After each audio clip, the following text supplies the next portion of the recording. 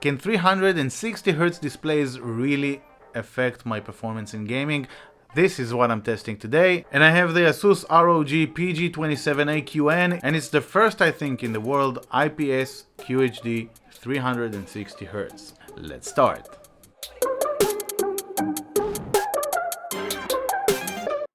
But first, I think it's important to go over the dry specs of this monitor, because even though this is an esports specific monitor, it doesn't give up on other specifications that are really important to a monitor today. And I would love you guys to share with us, tell us the size of the monitor that you're using, the resolution and the refresh rate in the comment section below. So first thing first, it's a QHD display, as I said before, and it's really important because most 360 or very high refresh rate monitors are in HD resolution in 1080p. And until today, there weren't many or any actual displays that are that high refresh rate in a more modern resolution. Other than that, it uses an IPS panel and it reaches 98% DCI-P3. That is a very high color gamut and color accuracy rating for a monitor like this. This also does 135% sRGB, and it's really great because you can clearly see the effects on images with smooth gradients and stuff like that. The colors are much more clean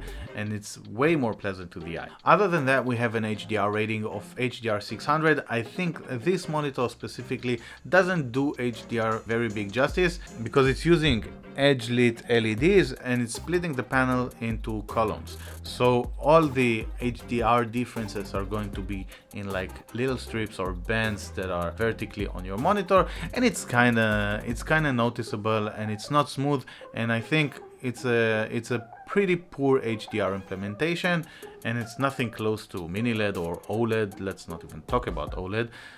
And I think Asus could have left this behind. It's nice to have, that's it. Overall appearance, from the outside, this monitor is very much a normal display from Asus. It's kind of on the thick side, but it really doesn't matter that much. It supports VESA mounting, but the included stand is pretty good. It's giving you the adjustability of height, angle, and tilt, and it's pretty nice for a monitor like this. And it also has a little pass-through hole so you can manage your cables neatly. On the back side, you have a really big ROG logo, which is backlit, and I think it's really redundant, and I would save every buck I can if we would just remove all these redundant features on displays.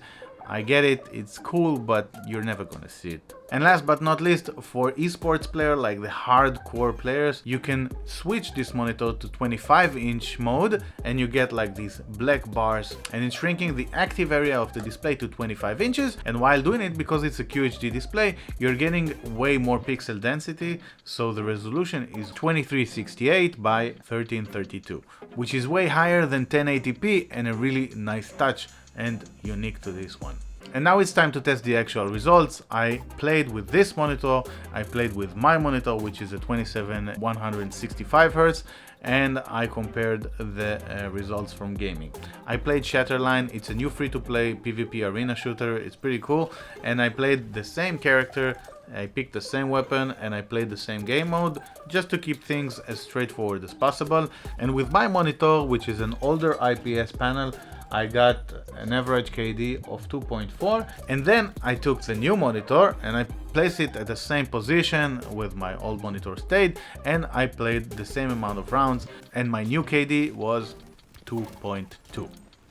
Yeah, it's not an improvement, it's the opposite. And even though it's not an improvement, it's pretty close to the average score from before. So I can really not say that I got any better by playing on a 360Hz monitor. What I can say though is that the image is way clearer and way sharper. You have way less ghosting on a 360Hz monitor.